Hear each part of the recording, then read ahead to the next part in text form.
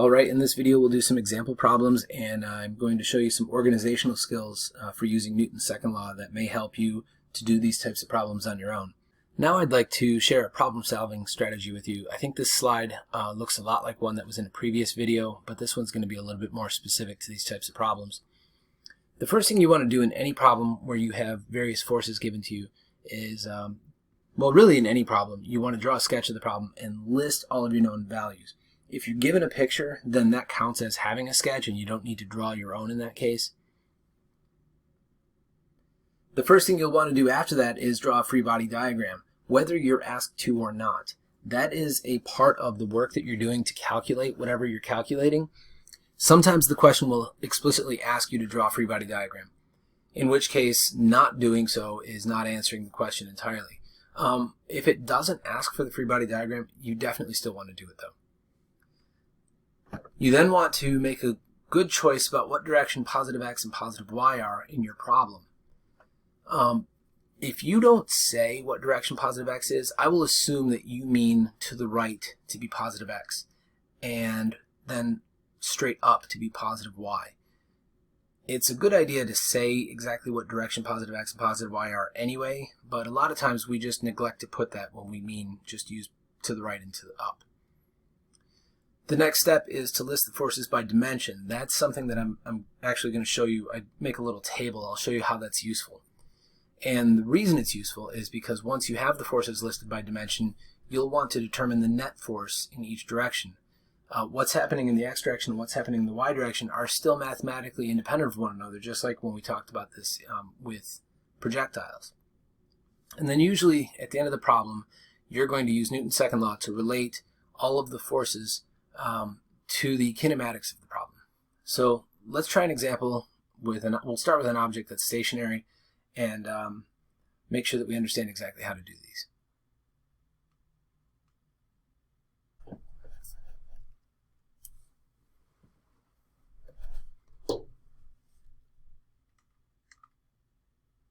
In our first problem, we have a book placed on the wall. I push straight to the right on the book. The book does not move. In this question, it explicitly asks you to draw a free body diagram for the book, labeling each force. Again, if it didn't ask you to do that, you would still want to. If the book has a mass of 0.70 kilograms and I push to the right with a force of 44.0 newtons, what are the magnitudes of the forces between the wall and the book? Well, it's asking about forces between the wall and the book. That implies that there's more than one. If you're not sure what those forces are, then part of the value of the free body diagram is that it would help you identify what forces this question is even talking about.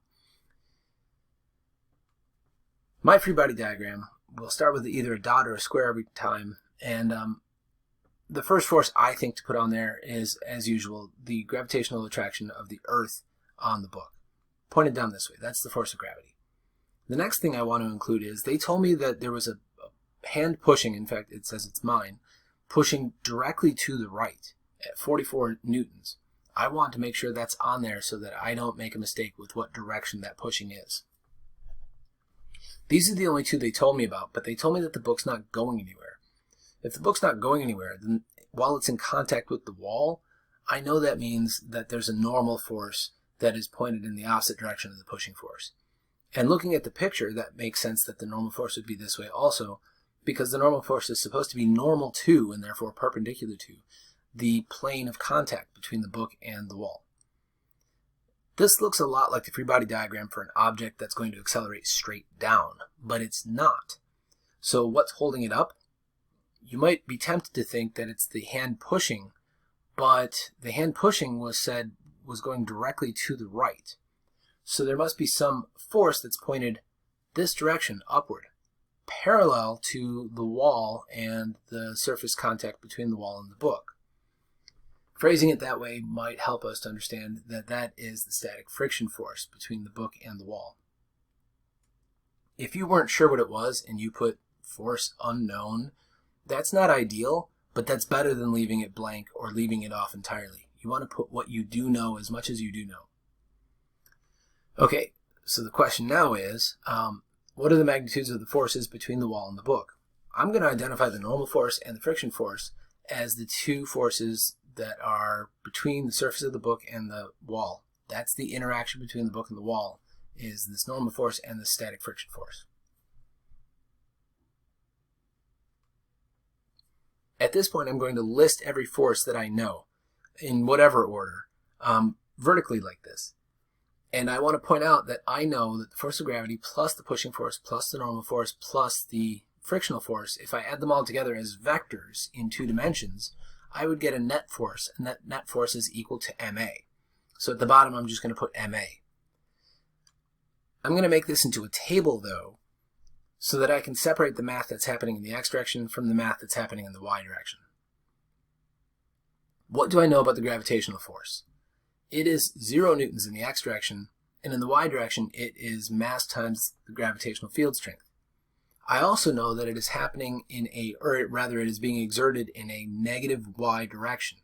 I didn't identify what direction was x and y here, which means I'm assuming that positive x is to the right and positive y is up.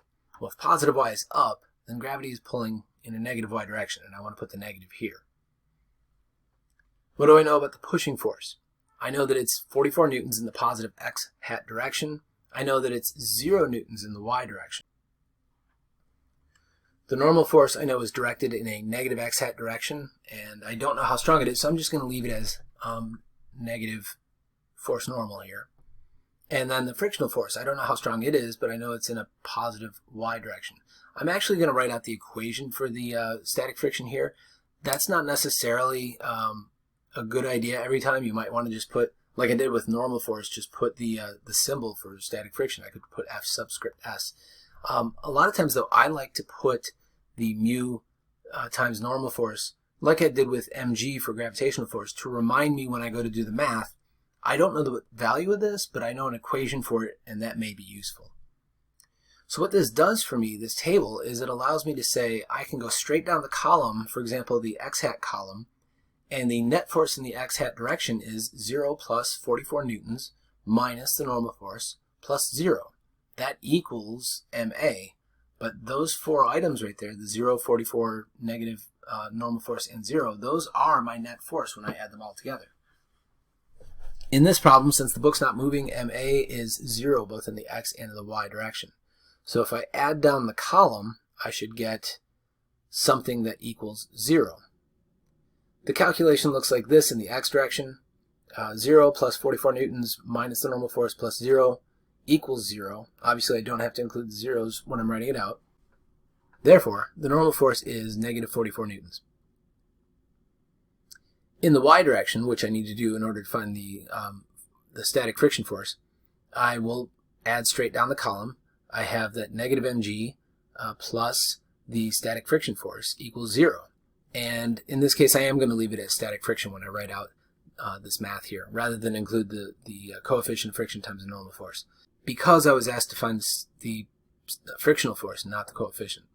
So the frictional force must equal to mg, and when I put that in the calculator, I get that the frictional force is 6.86 newtons. Notice right now what that tells me is that my free body diagram is not to scale. I need everything in the x direction to be to scale, and I need everything in the y direction to be to scale, but my y arrows should be a lot smaller than my x arrows. Is that a problem? It's not, because I initially didn't know how big these arrows would be. I just knew that in the x direction they need to look like they add up to 0, and in the y direction they need to look like they add up to 0. Afterwards, there's no need to actually go back and correct your free body diagram to make it more to scale. Example number 2, a 29 kilogram box on a 30-degree ramp. Imagine for a moment that this guy's not pushing on this box. He just lets go. We would expect that the box might slide down the ramp. So down the ramp is the direction of kinematics, and I want that therefore to be either all in the x or all in the y. I'm going to identify that straight up the ramp surface is positive x and straight down is negative x. If you make some other choice, that's fine. Whatever choice you make at the beginning of the problem, though, you need to be consistent throughout the problem. As long as you're consistent throughout the problem, it doesn't matter if you make the exact choice I do. When I draw my free body diagram, I'm going to go ahead and do it on these tilted axes, this tilted coordinate system. The gravitational force still points straight down to the center of the Earth. So it's in this direction. Notice it is in a quadrant here that means it has some negative x value and some negative y value. The force of gravity does. What other forces do I know are here? In part A, when it was frictionless, well, I know this guy's pushing up the ramp. I guess that arrow's not drawn quite as well as it could be, but bear with me. He's pushing up the ramp, and I don't know how much. I'm going to find out. And then I know that the box is in contact with the ramp, so there must be a contact force, a normal force between those two surfaces. And that'll be perpendicular to the surfaces, so therefore in a positive y direction. This is really nice that any kinematics that would occur and all of the forces that are present are all along the x and y axes except the force of gravity. It's the only one that we have to worry about breaking up into x and y components. So now we are going to use that free body diagram to help us put together a table to do the calculations that we need to do to answer the question. So how much force is needed to keep that box from slipping? They're asking me to calculate the pushing force if the ramp is frictionless.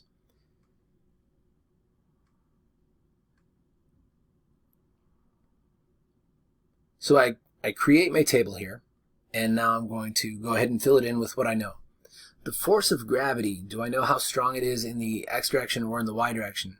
Initially, no. I know that the force of gravity is the mass times the gravitational field strength, g, but that's not in the x direction or y direction exclusively, so I need to break that force of gravity into components.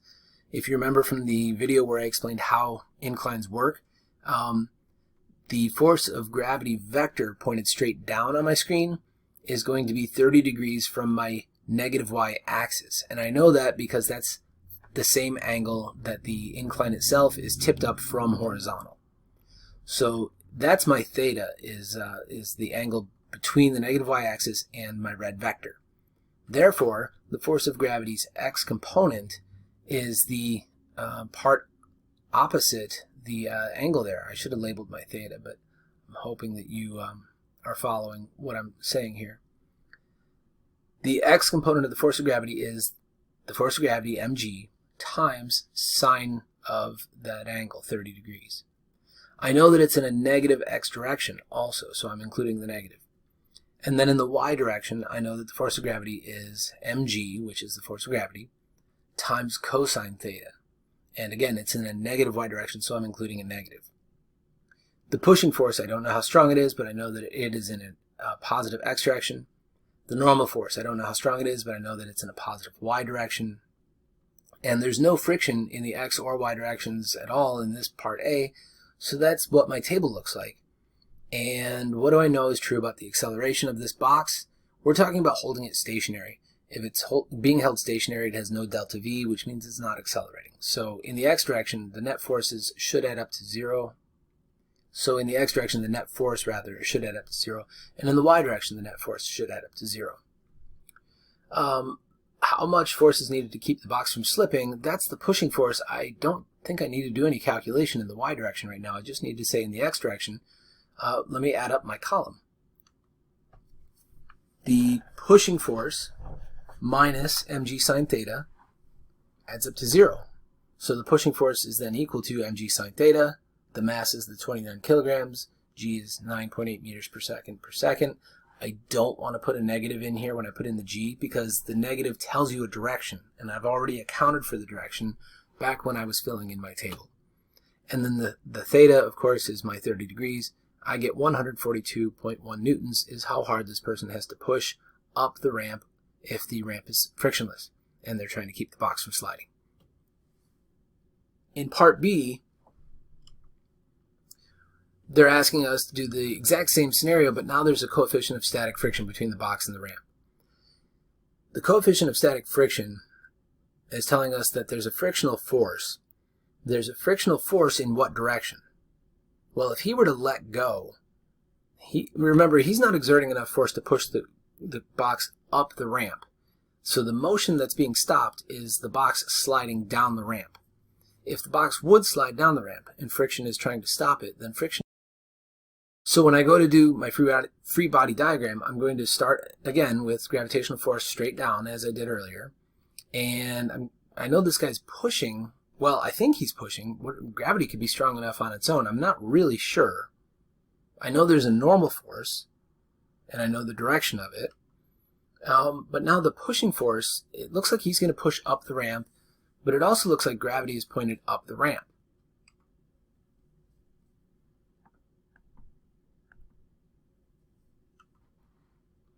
So I'll include the static friction here, and I'll include the pushing force, make it that big. Before I go on, let me emphasize how I am picking how big to make these. The gravitational force pointed straight down is very arbitrary how big I'm making it.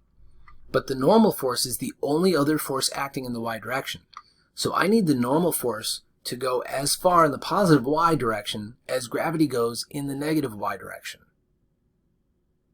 I also need the static friction and the pushing force combined to go as far in the positive x direction as gravity goes in the negative x direction. I need these to add up to 0 because I know the net force is 0. So how big I made static friction and the push is not actually arbitrary. Those two I know need to be as far in the positive x direction as gravity is pointing in the negative x direction. So now I'm going to go ahead and set up this table to help me with my force vector addition. I know the force of gravity is mg sine theta in a negative x direction. It's mg cosine theta in a negative y direction. I know the pushing force is in a positive x direction, but I don't know how strong it is. It has no value in the y. I know the normal force is an unknown value in the y direction and 0 in the x direction. And I know the force of static friction is an unknown value, but I do know the direction. It's in the positive x direction. And as I said earlier, I'm going to sometimes put this equation in here to remind me I might have a way to calculate this. In fact, that's going to be especially helpful here because they told me the coefficient of static friction is 0.35. So that's a good hint that I'm going to need to plug it in. I know that the net force in the x direction and the net force in the y direction in this question is 0 because it told me that the box is not moving, so I get to put zeros down here. So again, as I add down either column, I'm saying the net force in the x direction is all of these items, and they equal what's below the line, 0.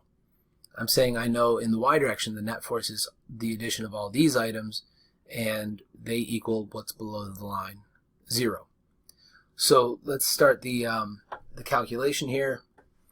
In the x direction, I know the pushing force plus the frictional force, mu times the normal force, minus mg sine theta equals 0.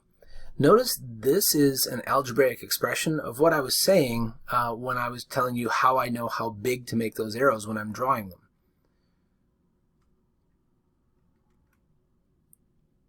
So I could try to solve this for the pushing force, except I don't know everything in here numerically. I know the coefficient of static friction, and I know mass, and I know g, and I know theta, but I don't know the normal force. So I'm going to have to go back and do my math in the y direction. In the y direction, I'm going to add up everything in that column and say the normal force minus mg cosine theta is equal to 0. That tells me, therefore, that the normal force is equal to mg cosine theta, and I can then plug that back in, substitute it in for the f subscript n in the equation in the x direction. So the force push ends up equaling mg sine theta minus the frictional force. The frictional force is mu times the normal force, or mu times mg cosine theta. If I put all those in my calculator and I'm careful, then I get that the pushing force comes out to 56 newtons. 56 newtons in a positive x direction, which I should have included as part of my answer here. 56 newtons x hat.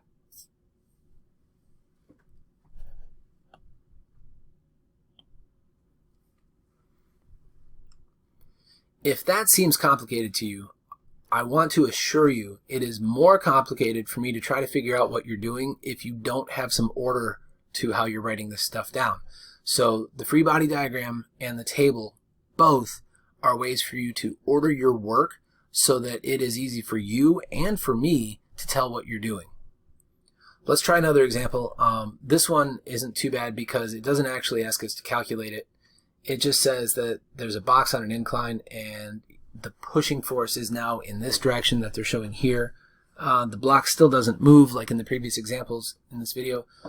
draw the free body diagram, and then how would you determine the magnitude of the forces? We're not actually asking to do it in this case. We're just asking to talk about how you would.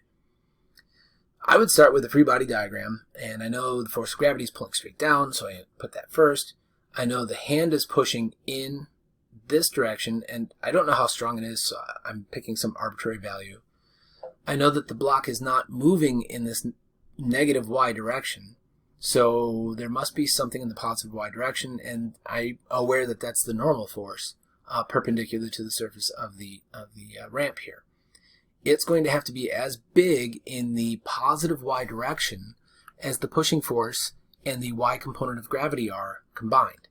So the y component of gravity, even if I'm not calculating it, I'm going to at least estimate how big it is in the negative y direction here and make sure that my normal force is as big in the positive y direction as the y component of gravity and the push combined. Which brings me to the fact that there's a positive x component to gravity here. There must be something in the negative x direction if the block is not sliding, and that is the force of static friction. If you're thinking that maybe it's just the hand pushing that keeps it from moving, I want to assure you the hand pushing in that direction is causing the normal force to be larger, which is then going into the calculation for the static friction force. But if this were truly a frictionless surface, your hand pushing in this shown direction would not stop the block from sliding down the ramp. How would you calculate this? How would you determine the magnitude of the forces between the block and the ramp? We're not given enough information here, but if we were, we would set up this table, we would fill it in with the information that we have, and we would do Newton's second law down the x column, and we would do Newton's second law down the y column, and we would substitute in the values that we have to find the values that we don't have. Again, we don't have enough this time, but that's how we would do it. All right, I'll see if I can put together some sample problems that include objects that are actually accelerating and not having an acceleration of 0, and we'll go through this format to see how that helps us with that type of problem.